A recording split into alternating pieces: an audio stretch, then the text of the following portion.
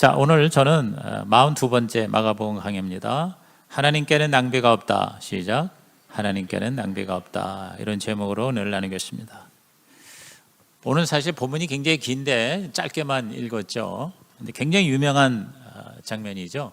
이른바 마리아의 옥합, 예수님의 장례를 준비한 옥합의 헌신, 그리고 그걸 보고 왜 낭비하느냐라고 질타하는 가룟 유다, 그 다음에 이제 주님이 돌아가시기 전날 밤 최후의 만찬입니다. 여기 3절부터 5절을 제가 읽어볼게요. 예수께서 베다니 나병 환자 시몬의 집에서 식사하실 때 한 여자가 매우 값진 향유 곧 순전한 나드 한 옥합을 가지고 와서 그 옥합을 깨뜨려 예수의 머리에 부었다. 그래서 여기 한 여자 이렇게 마가복음에 되어 있지만 우리 다른 복음에는 마태복음이나 누가복음에는 또 요한복음에는 마리아다 그랬어요. 그러니까 그 유명한 나사로 삼남매의 마리아죠. 베다니에서 살았었죠. 4절에 어떤 사람들이 화를 내어 서로 말하되 어찌하여 이 향유를 허비하는가 그랬어요. 여기 복수로 나와 있죠. 어떤 사람들. 그러면서 5절에 이 향유를 300데나리온 이상에 팔아 가난한 자들에게 줄 수 있었겠도다 하며 그 여자를 책망을 했다 그랬어요. 여기 이제 복수로는 나와 있지만 이 중에서 가장 앞장서서 이거를 비난한 사람이 바로 가룟 유다예요. 그 당시에 이 300데나리온이라고 그러면 1년 연봉이라고 보면 돼요. 1년치 봉급. 적은 돈이 아니죠. 뭐 오늘날로 말하면 뭐 4천만 원, 5천만 원, 6천만 원, 뭐 연봉이 1억 되는 사람도 있지만 이제 노동자의 품삯이라고 볼 때 그래도 한 3, 4천만 원 이상은 될 겁니다. 그걸 깨뜨려서 예수님의 머리부터 발까지 부었어요. 이것을 본 유다가 참 아까운데 왜 낭비하고 있느냐. 과연 낭비일까? 우리 주위에도 주님을 사랑하되 좀 지나치게 하는 것 같은 낭비 같은 그런 헌신하는 사람들이 있죠. 그렇죠? 11조뿐만 아니라 매주마다 감사헌금을 드리고 또 형편에 어떻게 보면 어울리지 않은 것 같은 지나친 액수를 건축헌금으로 작정합니다. 이번 우리 지하 리모델에도 제가 볼 때 이거 감당할 수 있을까? 이런 걱정을 할 정도로 그렇게 헌금을 작정을 하신 분이 계세요. 또 실제로 그렇게 실행을 합니다. 교회에 주일만 아니라 거의 매일 나오다시피 하는 사람도 있죠. 사실 저희 부모님도 우리 여의도 순복음교회 건축헌금 작정할 때 3년치를 대출을 받아서 그걸 일수로 갚아 나가는 걸 제가 그걸 날마다 봤거든요. 또 목장을 섬기는데 문자 그대로 아낌없이 이렇게 헌신하는 사람들이 있습니다. 이 유다의 말은 굉장히 합리적이고 상식적일 것 같죠. 그렇죠? 근데 예수님은 놀랍게도 달리 말씀하십니다. 우리 6절부터 9절까지 다 같이 한번 읽어보겠습니다. 예수께서 이르시되 가만두라. 너희가 어찌하여 그를 괴롭게 하느냐. 그가 내게 좋은 일을 하였느니라. 가난한 자들은 항상 너희와 함께 있으니 아무 때라도 원하는 대로 도울 수 있거니와 나는 너희와 항상 함께 있지 아니하리라. 그는 힘을 다하여 내 몸에 향유를 부어 내 장례를 미리 준비하였느니라.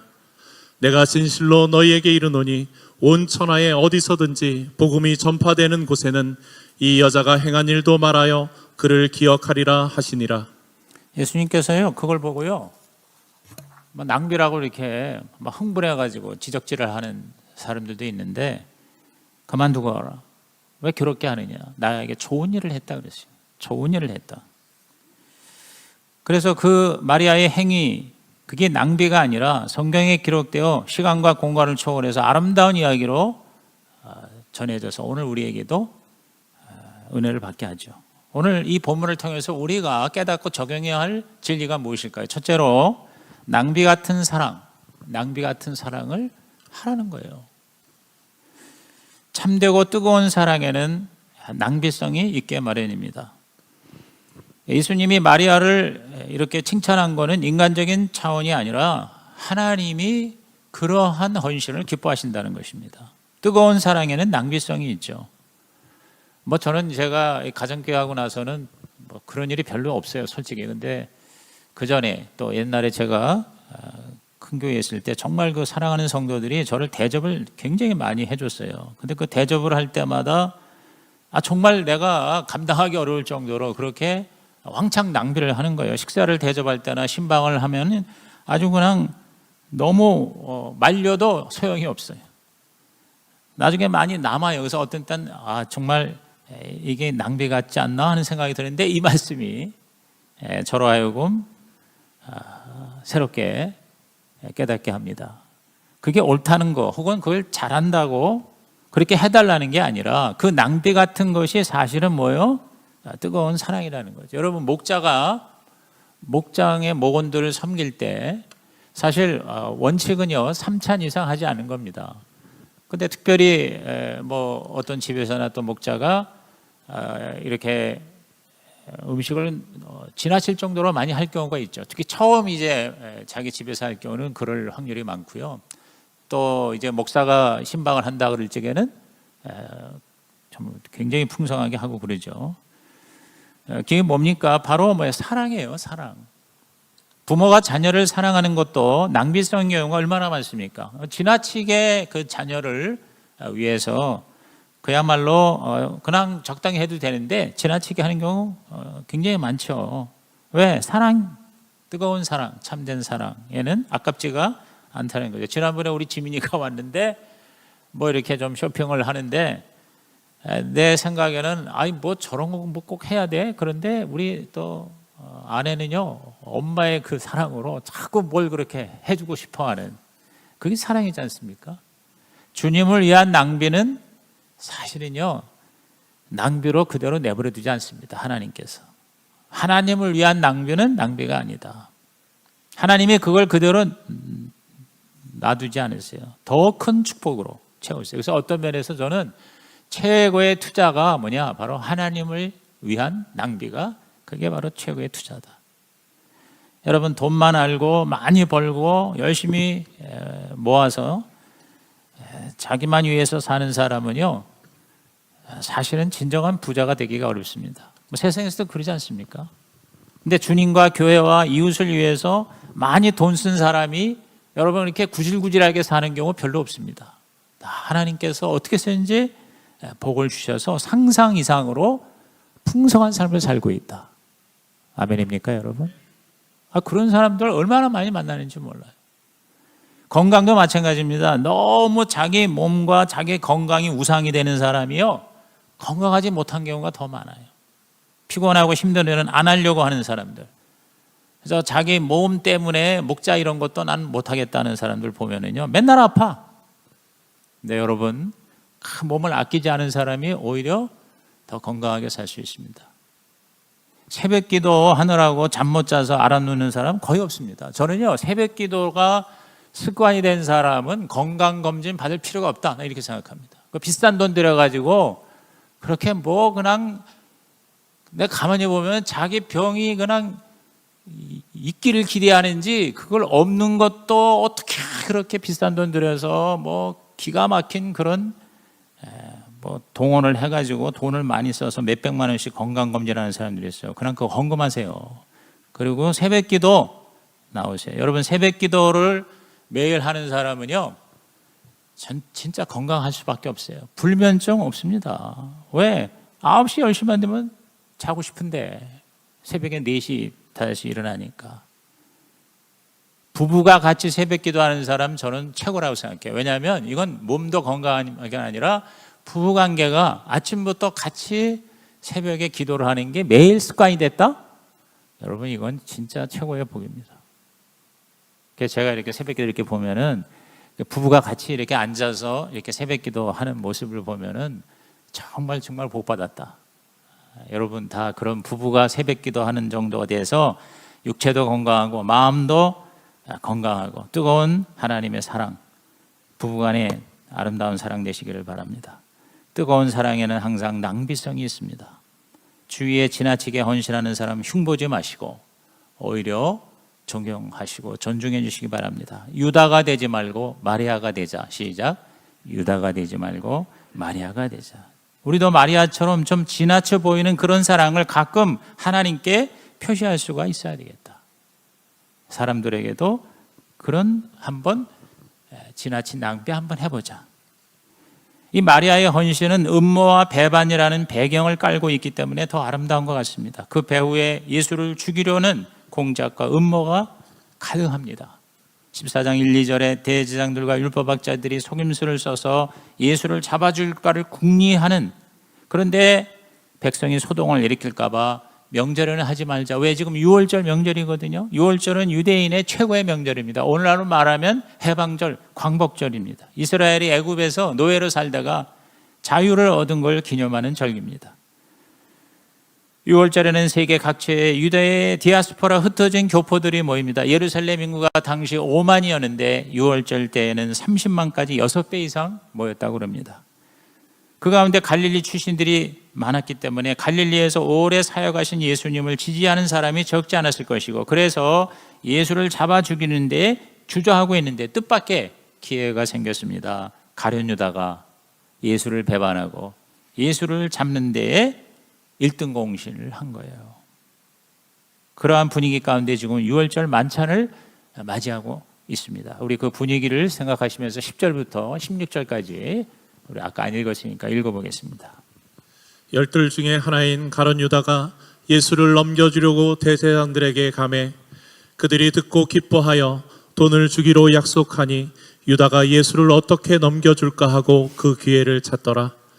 무교절의 첫날 곧 6월절 양 잡는 날에 제자들이 예수께 여짜오되 우리가 어디로 가서 선생님께서 6월절 음식을 잡수시게 준비하기를 원하시나이까 하매 예수께서 제자 중에 둘을 보내시며 이르시되 성내로 들어가라. 그리하면 물 한 동이를 가지고 가는 사람을 만나리니 그를 따라가서 어디든지 그가 들어가는 그 집 주인에게 이르되 선생님의 말씀이 내가 내 제자들과 함께 6월절 음식을 먹을 나의 객실이 어디 있느냐 하시더라 하라. 그리하면 자리를 펴고 준비한 큰 다락방을 보이리니 거기서 우리를 위하여 준비하라 하시니 제자들이 나가 성내로 들어가서 예수께서 하시던 말씀대로 만나 6월절 음식을 준비하니라. 참 재미있는 장면이고 이야기인데요. 여기서 우리는요 초자연과 자연, 이 두 가지가 함께 공존하는 것을 보게 됩니다. 그래서 두 번째 포인트가 초자연과 자연적인 것을 함께 추구하라. 자연적인 해석이 있고 초자연적인 해석이 가능하죠. 예수께서 다 6월절 장소를 준비했다. 이거는 자연적인 거죠. 그런데 그 준비하는 과정에 성 안으로 들어가서 물동이를 지고 오는 남자라고 그랬어요. 사실은 물동이는 주로 여자가 짓는데 남자가 머리에 이고 가는 그 사람을 만나서 그 사람이 인도함을 받아서 가게 하는, 이것은 굉장히 초자연적인 거죠. 이거는 어떻게 보면 이제 우연이라고 할 수 있지만 사실 그 우연에는 하나님의 섭리가 있는 거죠. 우리는 이 삶에 특히 예수님의 그 사역에서도 자연적인 것과 초자연적인 것이 섞여 있습니다. 그래서 우리는 자연적인 것을 초자연적으로 해석하거나 초자연적인 것을 자연적으로 해석을 하지 말아야 합니다. 오병이어 같은 것도 그렇죠. 오병이어로 5천 명을 먹인 거는 말 그대로 초자연적인 기적이죠. 그러나 예수님은 더 많은 경우에는요 그렇게 떡을 초자연적인 기적으로 만들어내기보다는 사서 먹고 또 제자들이나 사람들에게 베풀었다는 장면이 많이 나옵니다. 수가성 여인의 그 만남을 통해서 제자들이 떡을 사러 갔다 그랬어요. 먹을 거 사러 갔었어요. 그때 예수님이 그 여인을 만났거든요. 그러니까 자연적으로 떡을 사서 음식을 사서 먹기도 하고 초자연적으로 오병이어 같은 기적을 통해서도 사람들을 먹이셨다는 거죠. 갈릴리 바다에서 풍랑을 만날 때도 자연적으로 배를 타고 가시기도 했지만 초자연적으로 무리를 걸으시기도 하셨다는 거죠. 병을 고칠 때에도 초자연적인 기적으로도 고쳤지만 진흙 같은 거를 이렇게 침에 이겨서 약을 바르듯이 발라가며 고치셨습니다. 이렇게 우리 신앙생활할 때도 하나님의 초자연과 인간적인 자연이 조화와 균형을 이루게 되는 것이 필요하다는 것이죠. 극단이 되지 말라는 거예요. 예를 들어서 우리가 병이 났을 때 무조건 100% 기도로만 고쳐야 된다, 그렇게 주장할 거 없어요. 기도로도 고치지만 병원이나 또는 약을 먹음으로 고칠 수도 있다는 것이죠. 이 두 가지 다 우리는 뭐요? 자연과 초자연을 수용하는 믿음이 필요하다는 것이죠. 제가 신학교 시절에 저보다 나이는 좀 있었는데 굉장히 저를 좋아하고 같이 항상 이렇게 같이 학교 통학을 했던 그 집사님이 계세요. 그분이 나중에 목사가 되셨지만, 근데 굉장히 가난했어요. 돈이 없었어요. 그러기도 했지만 굉장히 또 아주 기도에 열정적인 분이에요. 근데 셋째 딸이 맹장에 걸렸거든요. 맹장에 걸려서 빨리 병원에 가서 수술을 해야 될 거 아니에요. 근데 그걸 계속 하나님이 고치신다는 초자연의 그 치유만을 기대하고 붙들고 기도를 3일을 했는데 그게 터져가지고 복막염이 돼서 이게 어마어마한 염증이 돼서 3일 만에 딸이 죽었어요. 그러니까 얼마나 참 안타깝고 기가 막힌지. 그분을 믿음이 세다고 얘기하는 것도 사실은 이거 바람직하지 않죠. 항상 자연과 초자연이 함께 가야 된다는 거죠. 우리가 은퇴를 준비하는 것도 그렇다고 봅니다. 우리 교회는 좀 5학년, 6학년이 많으니까 모든 걸 다 하나님께 맡기는 초자연 필요합니다. 그러나 또 또 내가 최선을 다해서 준비하는 자연도 필요한 것이죠. 내가 최선을 다해서 준비하되 궁극적으로 나의 노후를 책임지는 분은 누구예요? 하나님이시다. 그렇게 믿고 의지해야 되죠. 내가 아무리 돈을 많이 모아도요, 내가 아무리 보험을 많이 들어도요, 하루아침에 건강을 잃을 수가 있는 거예요. 하나님이 지켜주셔야 돼요. 그러니까 우리는 기도하고 예배의 자리를 지킬 뿐만 아니라 운동도 하고 섭생에도 항상 조심해야 되죠. 그죠? 주님이 다 알아서 할 거다 그러고 운동도 안 하고 먹는 것도 지멋대로 마음대로 먹고 그러면요, 그건 주님이 지켜주실래도 자기가 자기 관리를 안 하는, 다시 말해서 자연적인 그런 노력을 하지 않으면 하나님도 어떻게 할 수 없어요. 자녀를 키우는 것도 그래요. 자연에만 의지하지 말고 초자연에만 또 맡기지도 말아야 돼요. 공부 잘한다고 여러분 애들이 잘 사는 게 아닙니다. 하나님의 은혜가 있어야 돼요. 그러니까 또 그렇다고 하나님의 은혜만 믿고 시험 공부 안 하면 그거 어떻게 돼요? 떨어져요. 그렇기 때문에 내가 자연적으로 최선을 다하되 하나님의 초자연적인 은혜도 열심히 구하는 그런 저와 여러분과 우리의 자녀가 되시기를 주님의 이름으로 축복합니다. 그런데 우선순위는 하나님이에요. 그러니까 여러분 예수를 잘 믿게 하면요, 자녀들 반드시 굶어 죽지 않습니다. 하나님이 책임지십니다. 막 그냥 학원 보내고 이것저것 애쓰고 돈 많이 들인다고 여러분 잘 됩니까? 천만의 말씀이에요. 가끔 뉴스에 보면은 돈 많은 사람들이 더 문제가 많고 자녀가 안 되고 극단적인 선택을 하고 이런 경우가 얼마나 많아요. 그렇기 때문에 우리는 최선을 다해서 자녀를 우리가 자연적인 방법으로 양육을 하지만 하나님께 맡겨야 돼요. 너무 벌벌 떨지 말고 하나님께 맡기고 어렸을 때부터 하나님을 예배하는 삶을 살도록 영적으로 계속 훈련을 해야 돼요. 귀에다 대고 계속 여러분 기도해주고 가르쳐야 돼요. 주일 성수 반드시 해야 된다. 11조 반드시 드려야 된다. 10계명을 반드시 지켜야 된다. 최소한 이 기본 베이식은 완전히 의식화돼야 돼요. 근데 그게 안 되는 것 같지만요, 어렸을 때부터 계속 그걸 강조하고 그걸 또 부모가 모범으로 보이면 따라가게 돼 있습니다. 잠깐 이렇게 방황할 때가 있지만 결국은 리턴하는 거예요. 돌아오는 거예요. 저는 우리 세 자녀를 키우면서 정말 하나님께 전적으로 의지하고 맡기되, 그러나 또 지도할 건 지도해야 되는데 우선순위가 하나님이 되면요, 하나님께서 반드시 책임져 주세요. 아멘입니까? 내가 아멘입니까 해야만 아멘합니까?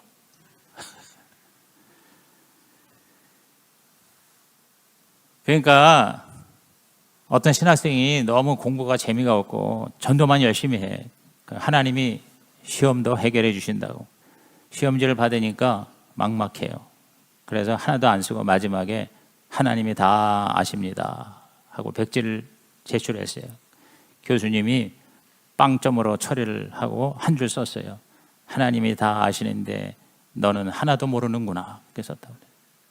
여러분, 우리가 초자연이 뭐예요? 기도하는 거예요. 자연이 뭐예요? 순종하는 거예요. 전도도 그렇지 않습니까? 기도만 해가 하나님이 전도합니까? 아니에요. 내가 전도해야 돼요. 내가 어떻게 해요? 만나야 되고, 내가 섬겨야 되고, 내가 입을 열어 복음을 전해야 되고. 할렐루야. 그 다음에 세 번째 포인트 우리가 여기서 깨닫는 게 뭐냐면 주님의 강권에만 매달리지 말라는 겁니다. 뭐 비슷한 얘기긴 하겠죠. 6월절 만찬이 시작됐어요. 식사 중에 예수님께서 제자 중에 한 사람이 자기를 배반할 거를 아시고 차라리 태어나지 않았으면 좋았을 뻔했구나, 이렇게 안타까운 고백을 하셨어요. 저는 좀 그런 생각을 했어요. 아니 주님이 말해 12제자 다 사랑하시는데 그 중에 한 명 이 가룟 유다가 이렇게 예수를 배반하려고 했다면 좀 강력하게 꾸중을 하시든지, 붙들어 놓고 진짜 정말 예수님의 그 강한 권위를 가지고 그렇게 돌이키면 좋지 않았을까. 근데 그냥 내버려 두셨어요. 자, 한번 본문을 읽어보겠습니다. 17절에서 21절 읽어봅니다. 저물며 그 12를 데리시고 가서 다 앉아 먹을 때에 예수께서 이르시되 내가 진실로 너희에게 이르노니 너희 중에 한 사람 곧 나와 함께 먹는 자가 나를 팔리라 하신대.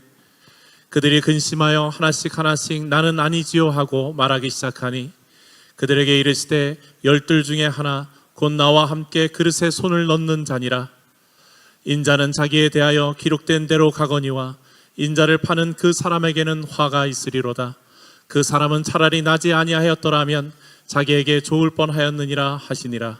저 같으면은 이렇게 두리뭉실 얘기하지 말고, 야, 이 자식아, 너 그럴 수 있어?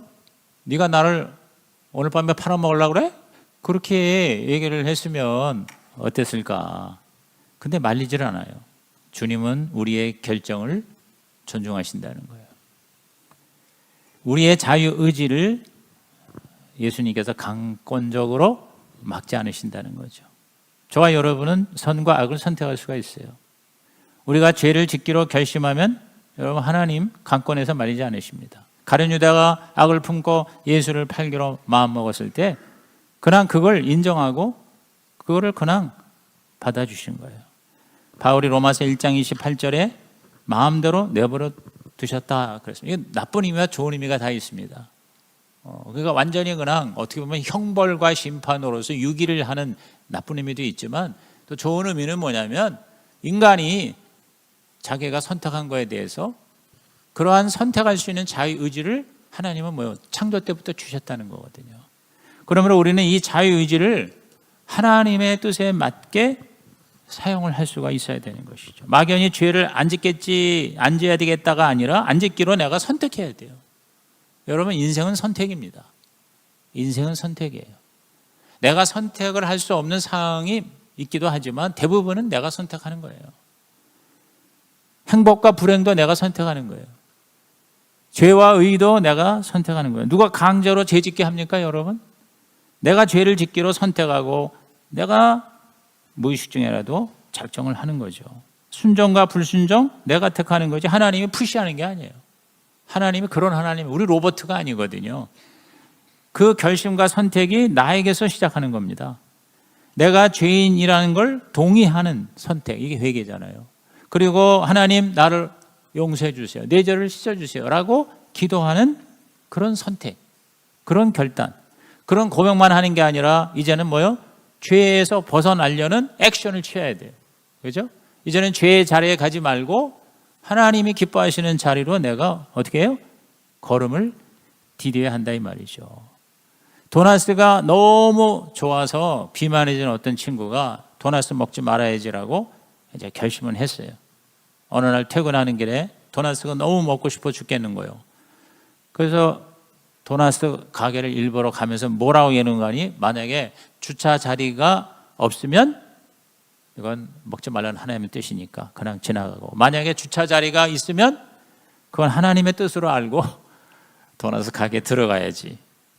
도나스 가게를 가는데 주차 자리가 없어. 아유, 도나스 안 먹는 게 주의 뜻인가 보다 하고 이제 갔어요. 그냥 가면 되는데 가다가 계속 도나스가 먹고 싶어서 다시 유턴을 해가지고 정말 주차 자리가 없냐? 다시 한번 확인하자.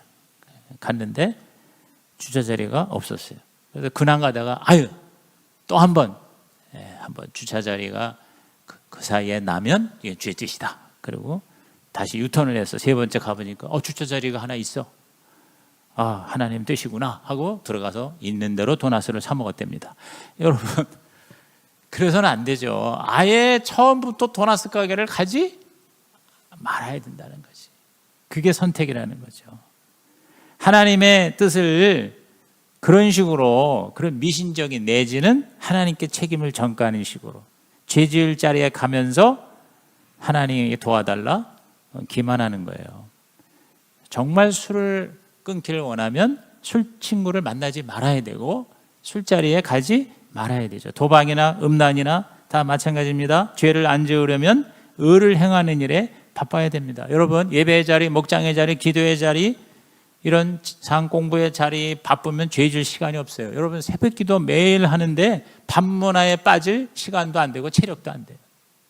그러니까 내가 어떤 면에서는 스스로 선택하는 거예요. 내가 인생에 얼마나 많은 선택이 있습니까?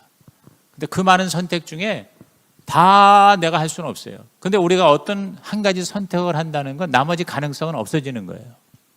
모든 가능성이 우리에게 있는데 내가 어떤 선택을 하면 나머지 가능성은 없어지는 겁니다. 모든 사람하고 결혼할 수 있는데 내가 이 남자 이 여자를 선택했다면 다른 사람하고 내가 결혼할 가능성이 뭐예요? 0이야, 0.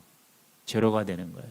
우리가 하나님의 의를 선택하면 죄를 지을 가능성이 뭐예요? 없어지는 거죠. 죄와 충동과 유혹이 있을 때 혼자서 애쓰지 말고 의의 첫걸음을 디뎌야 되는 거예요. 그렇죠? 싹을 잘라버려야 되는 거예요.